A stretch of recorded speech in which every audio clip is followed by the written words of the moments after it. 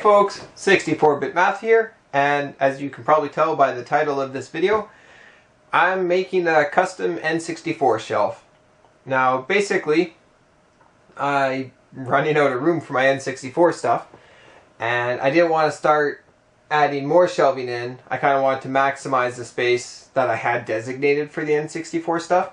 As I'll show you in the video, I have a bit of space around it and above, and so I just wanted to maximize that corner and the space I have so that I can, well, display my n64 boxes and stuff better. So yeah, chances are I'll ramble in this video, so I have no idea how long it's going to be, but enjoy. This is building of my new n64 shelf. So alright, so this is the current setup for this corner at least, which is where I'm putting all my boxed Nintendo, Super Nintendo, boxed Nintendo handhelds, as well as the n64 games and systems too.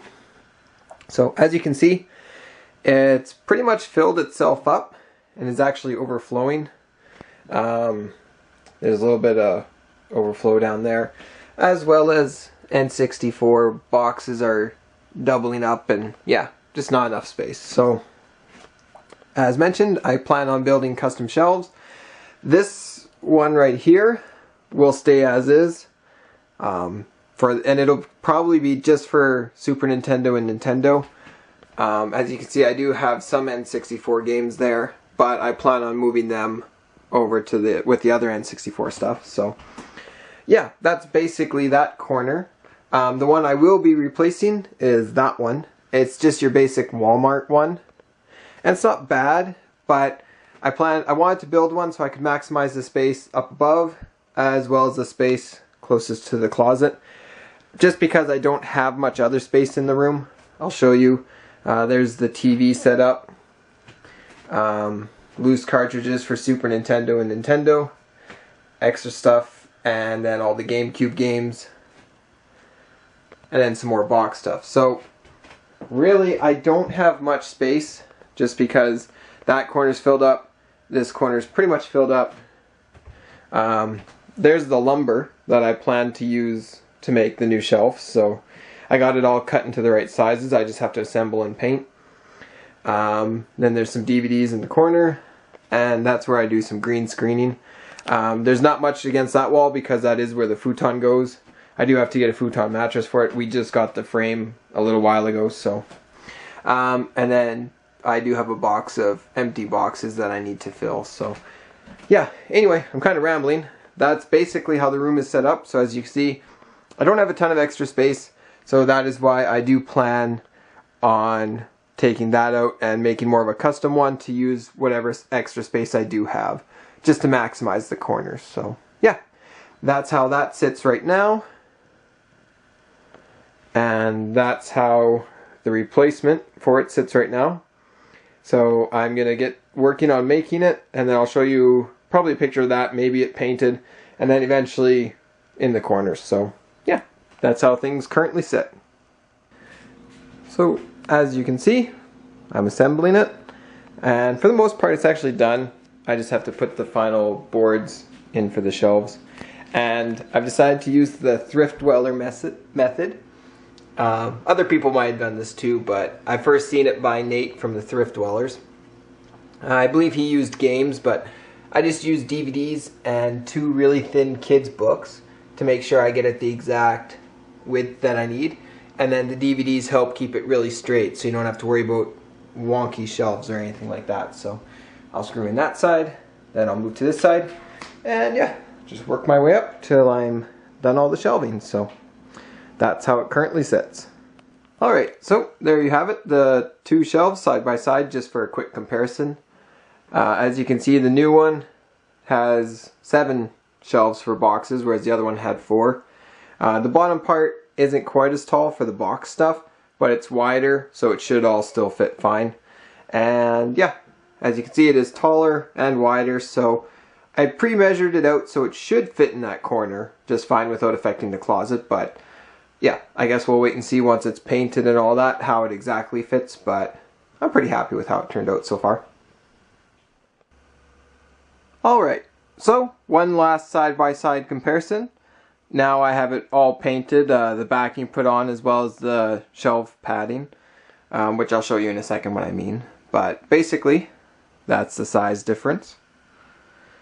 Now, if you notice the backing, I just used cardboard that I painted. It doesn't reach to the very bottom, but that's because all the system boxes will cover that up anyway, so I didn't think it needed backing there anyway.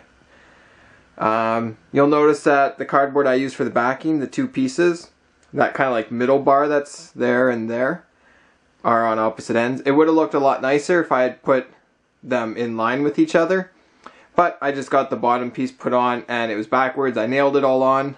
Then when I came out here and seen, I'm just too lazy to take out all the nails and put it all in. I'm sure it'll be fine once I get the games on, so yeah. But that's how it looks painted and everything with the back on. So I'll just quickly show you what I mean by shelf padding. If you see, there's pieces there, there, and along each side, as well as some down there. Now this is just really basic padding material. You get it at Walmart. Comes in a huge roll. I think I used one in like 1/4 rolls.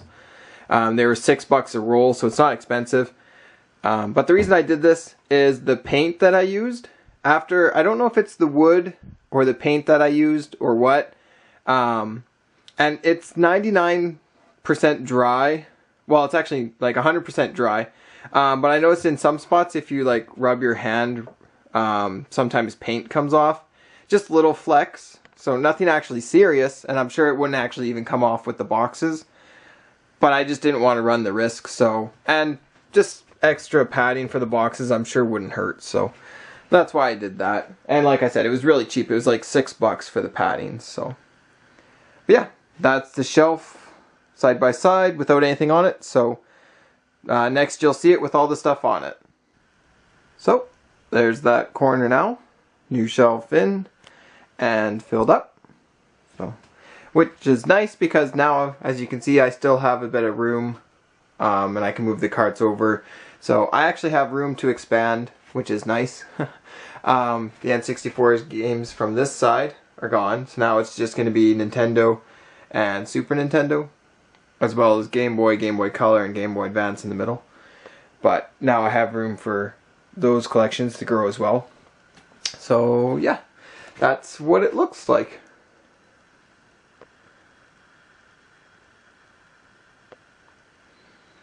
So, feel free to comment in the comment section below what you think. I believe overall, I only have about, it only took about $40 to make this, which is nice. For me, it was extra cheap though, because I got the lumber for free. Because I helped my sister out at her lumber yard doing inventory.